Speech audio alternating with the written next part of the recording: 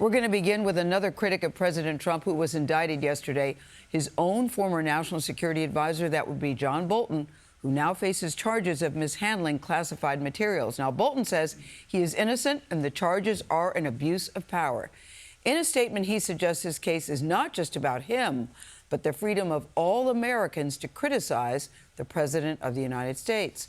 Scott MacFarlane is in Washington with the latest on this story. Scott, good morning to you. What can you tell us? The former national security advisor is now a federal criminal defendant. John Bolton could make his first court appearance as early as today in Maryland, and he faces the real prospect of prison time.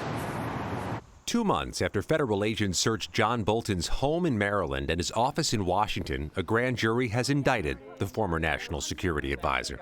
The 18 felony counts allege Bolton shared more than 1,000 pages of highly sensitive information about his day-to-day activities in the White House, including classified national defense information, some of it top secret, and some of which he emailed in diary-like entries to relatives between April 2018 and September 2019. Bolton went on to write a scathing book about his time in the Trump White House that blasted the president, calling him a stunningly uninformed leader.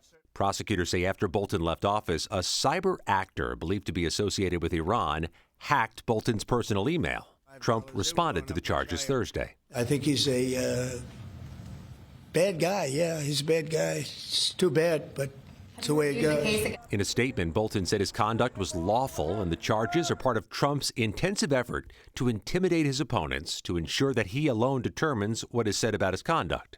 Bolton's case is the third in a series of new criminal cases against Trump's rivals, coming just days after former FBI Director James Comey and New York Attorney General Letitia James were charged in Virginia.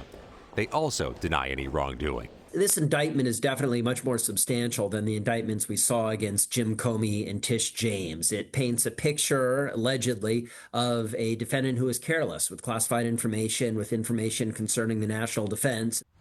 Another key difference, CBS News has learned it was a career national security prosecutor who made the case successfully to the grand jury in Maryland against Bolton on Thursday.